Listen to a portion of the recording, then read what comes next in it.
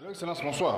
Bonsoir. Excellence, vous avez réagi par rapport à la liste qu'a déjà publiée la CENI sur la partition de sièges au sein de l'Assemblée nationale. On peut en savoir plus, votre crainte, c'est quoi? Merci beaucoup, monsieur le journaliste, pour cette opportunité. Les élections, c'est pratiquement un moment le plus délicat de l'histoire démocratique. Dans la vie démocratique, lorsque les élections ne sont pas bien organisées, elles sont parfois source à des contestations. Et lorsqu'il y a la contestation, mais des contestations, il y a la stabilité de l'État, la stabilité de la société qui est mise en jeu.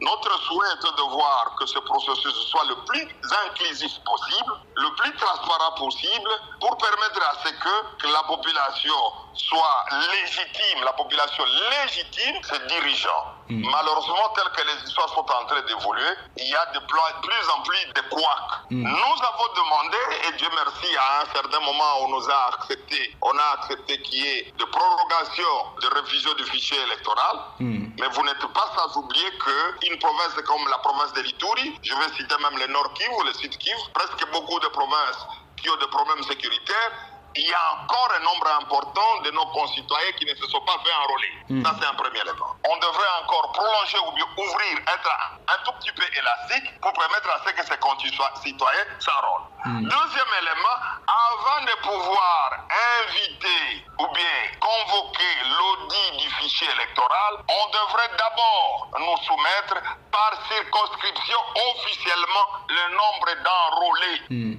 Ça n'a pas été fait. Et brusquement, on nous sélectionne des auditeurs. Nous espérons que ces gens-là ont rempli des critères nécessaires et ils ont décidé d'élaguer ce qu'ils ont élagué. Mais curieusement, nous constatons dans un territoire comme celui de Mambasa, où on nous a fait attendre par des voies informelles qu'il y a au moins 315 000 enrôlés. Et curieusement, de ces 315, on nous dit que ceux-là qui ont été élagués sur la liste de Mambasa, c'est autour de 45 000 électeurs. Ça nous interpelle. Rien que le territoire de Mambasa, 45 000, nous nous disons peut-être que la CENI voulait faire un certain équilibrisme pour permettre à ce que d'autres qu'il n'y ait pas de tension, ainsi de suite. Je vais prendre un deuxième exemple. C'est celui de la ville de Bunia. Curieusement, la ville de Bunia a connu aussi un grand nombre d'électeurs. D'ailleurs, Bunia devrait avoir encore un siège de plus. Mais malheureusement, on en profite pour créer encore cet équilibre-là et on rabat le nombre d'électeurs de Bunia. Nous disons que non, il faut qu'il y ait quand même une certaine transparence dans cette histoire-là. Voilà, monsieur le journaliste, la raison de ce qui a fait que nous puissions publier un papier là-dessus. Et nous avons saisi la CENI. Malheureusement, comme toujours, la démocratie n'est que des façades. Aucun débat républicain ne sera engagé là-dessus. Comme qui dirait, les chefs vont encore aboyer, la caravane va passer, mais avec tout ce que nous sommes en train de préparer, c'est encore une contestation. Mais on a réservé toujours le 28 sièges pour l'Ituri. N'est-ce pas trop suffisant pour la province? Non, moi je ne parle pas par rapport à 28, mais qu'est-ce que l'Ituri perdrait? Ou bien qu'est-ce que la République perdrait si on reconnaissait encore, par exemple, à l'Ituri, en nous lui octroyant un siège de plus qui pouvait gagner? Ça ne serait que justice. Peut-être que l'Ituri n'a pas fourni l'effort de faire enrôler plus de personnes, raison pour laquelle on a gardé le 28 sièges. Oui, en principe, ça devrait dépendre des enrôlés.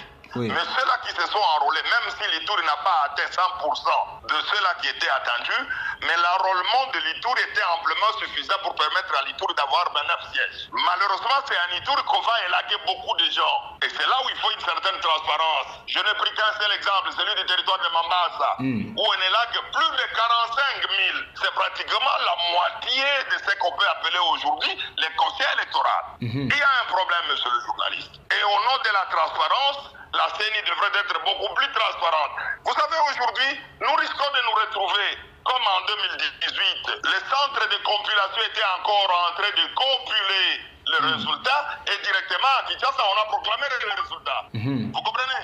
Voilà. C'est-à-dire qu'on ne devrait pas faire des histoires in globe, non. On a besoin de chaque détail et chaque détail est beaucoup plus important et c'est chaque détail qui élague, qui efface les doutes qui pouvaient naître et créer une certaine contestation. Et donc, vous pensez que si la CENI donnait les détails, l'Ituri pourra avoir la chance d'avoir encore un autre siège? Moi, je suis convaincu, oui. Alors, vous avez aussi demandé aux politiciens ituriens de vous accompagner dans cette lutte.